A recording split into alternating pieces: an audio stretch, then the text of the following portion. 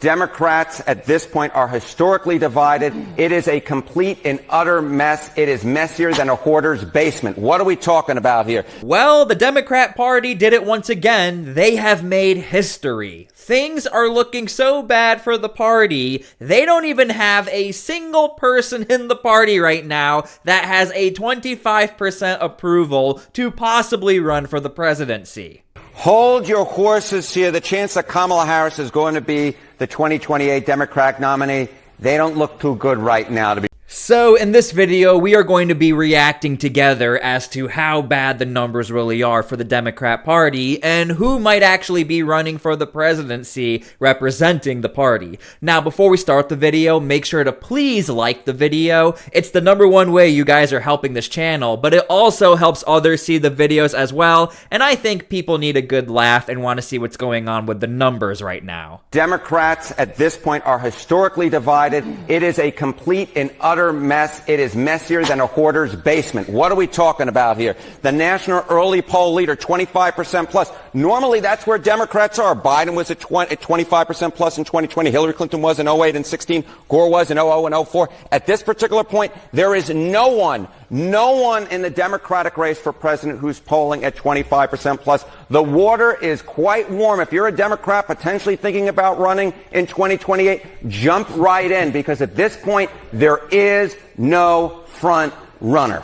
Sometimes I have to remind myself that this is CNN. We've seen quite an evolution of CNN, especially back since 2016, where they've always spoke favorably of a lot of Democrats, but now CNN seems to have no problem with speaking a little truth here. Now, something I do want to mention, just so you guys are not misled, Al Gore and Clinton, obviously they did not win their elections, but again, the point of this is to show you guys that if you reach that 25% mark, there's at least a chance you could win the presidency, which by now, historically speaking, there should at least be one person within the entire party would have hit that mark. Nobody has. This means that Jasmine Crockett, if she wants to announce she's running for the president, she would have a better chance than most. What do you think? Is that because how people view the Democratic Party right now, is that contributing to this? Yeah, I think that is in large part of what's going on, is one of the reasons why there is no front runner. Nobody wants to put anybody up at the top of their ballot list, is because at this particular point, the Democratic brand is in the basement. It is total and complete garbage in the mind of the American public. The Democratic Party's net favorable rating, record lows in all three. Wall Street Journal, 30 points underwater. CNN, 26 points underwater. Gallup, 26 points underwater. And that is being driven in large part by discontent within the Democratic base. The Democratic base wants something different. We'll ultimately end up seeing who they choose. It'll be quite the thing who ultimately gets the rose.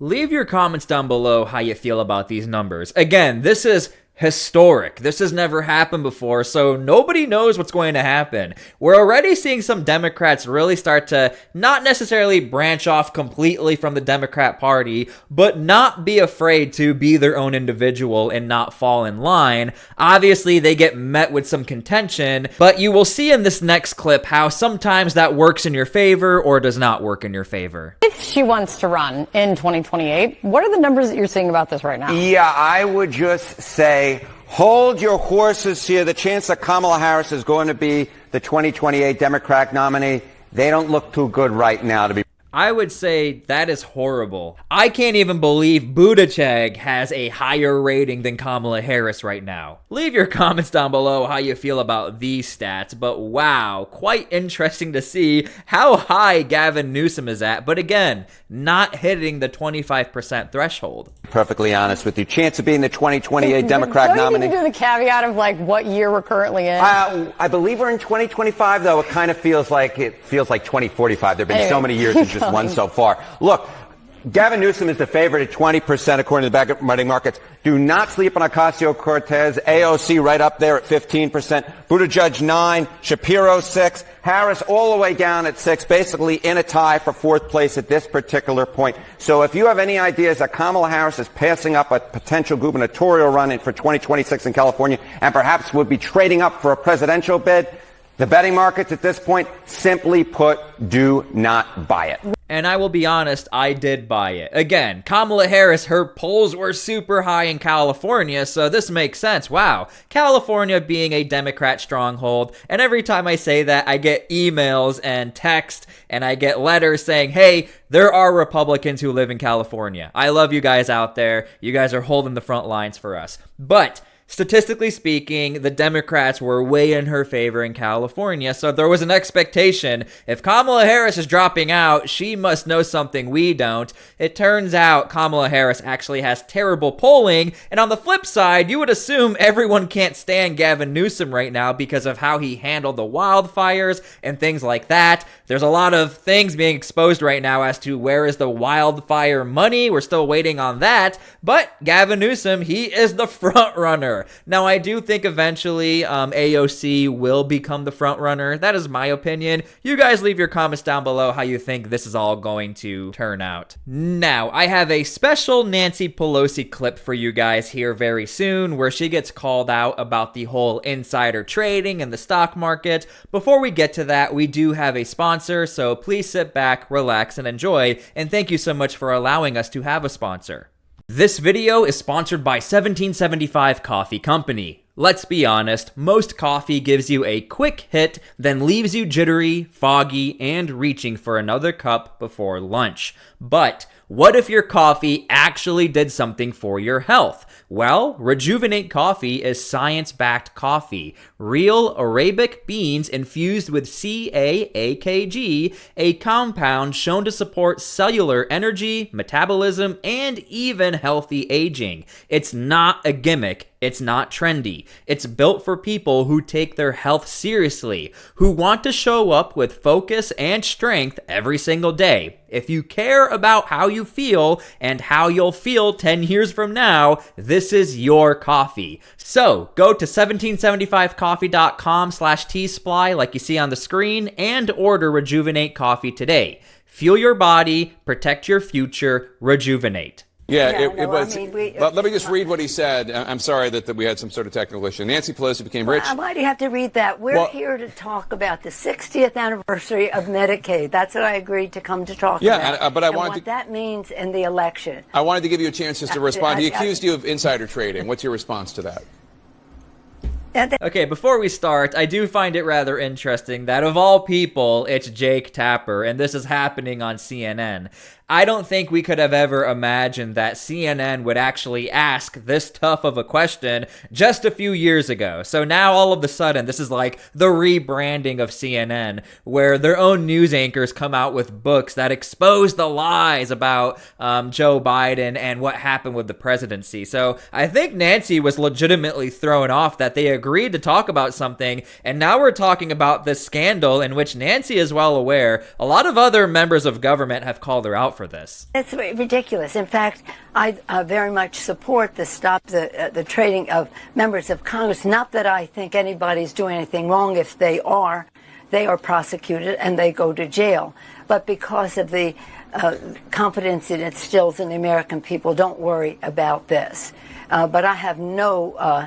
Was that even a real answer? Hold on, let me just go back and listen to that answer again and like really digest what she just said, because I just heard something about people don't care and it instills confidence.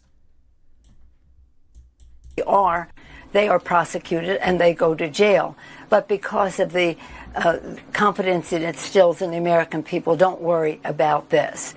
But I have no concern about the obvious investments that had been made over time. I'm not into it. My husband is, but it is. Okay, you can really tell that Nancy was thrown off by this question from Jake. Isn't anything to do with anything insider. But the president has his own exposure, so he's always projecting. He's always projecting. And let's not give him any more time on that, please. We're going forward here, and I'm very proud of my family. And while he might make fun of us, while somebody inspired by him breaks into our home and hits my husband in a deadly fashion, hits my husband over the head, and he thinks that's a riot, I'd rather not go into some of my other complaints about him right now. Rather to talk about the 60th anniversary of Medicaid. Okay, I'm going to be honest with you. I am completely confused by what her answer is. I understand she was flustered, but I think a lot of us just want to know, how do you actually feel about the accusations? Like, what is actually going on? There is literally an app that tracks what the Pelosi's are doing in order for you to get some good insight on your returns. And apparently that app is doing a good job. So you guys let me know how you feel about all of this down below in the comments. And by the way, it's not only Nancy Pelosi that people have an issue with, it's many others as well. I disagree with all of that. This is so simple. Let me lay it out. You go to Europe, you take an American product to sell it in Italy, they whack a 13 to 50% VAT tax, consumer tax. And you go to the airport, you get your money back, of which 1% people do. Same in Canada, same in Mexico, England, Switzerland, all the same. All that Trump has done, because we never had consumer taxes in the U.S., you can't get that through Congress, he calls it a tariff. Reciprocal, and kind of the highlight deal right now is the EU, 26 cats being herded, and Germany and France are a little, for lack of better words, pissed off. But what he did is he whacked them with a reciprocal 15% VAT tax in the U.S. You ship something over here from Europe, you pay the same thing they whack an American product with. It's not that complicated. And the market, because listen, I don't give a rodent's rear end about politicians. For those of you that are unaware, if you consume Mr. Wonderful's content outside of television, sometimes he does curse here and there. I care about policy. I have to invest. The market has absorbed this idea, and GM came out last week and said, okay, I get it. Our margins are down on car part tariffs, but we think we'll eat a third. We'll push a third out on price increases, and we'll use AI to solve the other third. No one's even talking about the productivity of AI. That's the thing. Price increases. People are going to pay more for their cars. 45% decrease in profits. Okay, so tell me why the American economy right now is at its highest value in history. This is not an ad for Trump. I'm an investor. Something's working here. It's a policy decision. I'm a policy guy. The Europeans have been sucking 15% cash for 40 years out of America. And you're unhappy that we're doing the same thing to them? I don't think so. So here's where things get a little weird for the Republican Party. The numbers do speak for themselves. The economy is technically doing way better than everyone projected it would do. However, for the everyday American, most people don't invest into the stock market. You see the chart. If it's green, that must be good. If it's red, that must be bad. But as far as the housing prices, everyday consumer cost, that to the majority of Americans, to include a lot of Republicans, that's what actually matters. So yes, the party, it looks like it's winning. That's great. The numbers look good. But for me and you, when we go to Walmart and you're spending $55 for 4 items, that's where people are saying, well, yeah, the economy is great, but everything else seems to be more expensive. So I think this is why Republicans even are very divided on this topic. Completely, as a strong supporter of Israel, I completely back Israel's right to defend itself. But Israel's own generals concluded about a year ago that the war had reached the point of diminishing return. And right now, you can't expect Hamas, which is a to simply surrender, and you cannot make the innocent Palestinians. Can I finish my sentence, Congressman? They've used the hostages. Can I finish my sentence, Congressman? Congressman, You've had your say. Let me say something, okay? You could not expect Hamas to surrender because they're an evil organization. And you're right, they are holding the people of Gaza hostage. But Israel, as a liberal democratic country, has an obligation to abide by the laws of war and to avoid inflicting undue harm on civilians. Israel is recognizing that to some extent because in the last week they've actually opened up and allowed more aid in. But clearly, given the fact that we can all agree there are starvation conditions in Gaza, the aid has been inadequate. And this, again, is another dividing topic. In fact, a lot of Christians who many people assume are just in favor of Israel just because, the chosen people, things like that, the polls are starting to turn as well. You even have very prominent members of the Republican Party, to include Mike Huckabee himself. He threatened Israel and said, hey, you got to start treating Christians a little better, or we're going to start turning it back on you guys. So leave your comments down below how you feel about this. There's a lot of Republicans who are not in favor with what's been happening as well. So again, let me know how you guys feel about this. I'm just trying to show you everything that occurred on CNN, and we can react to it together. Very simple. I'm taking all the fluoride out of the water, and I'm replacing it with Ozempic. And in 18 months, I will have the birth rate crisis in this country solved. We'll all be hot. There'll be lots of carnal activity. And we tell no one, by the way. We do this, we tell no one. We're having babies again. It's going to be amazing. Morning in America. 18 months. You start today, 18 months from today. So running the vanity caucus. That's the way it ended. Yeah, we got the vanity caucus right here. I'm just saying. I'm surprised they didn't say, this is a joke, quick disclaimer, do not actually take what Scott Jennings is saying seriously. So I hope you guys enjoyed this video. One of my favorite things to do on this channel is reacting to some of these clips because it allows me and you to interact together in the comments and see how we feel about the current events. Thank you guys so much for being here. God bless, and we'll see you all later.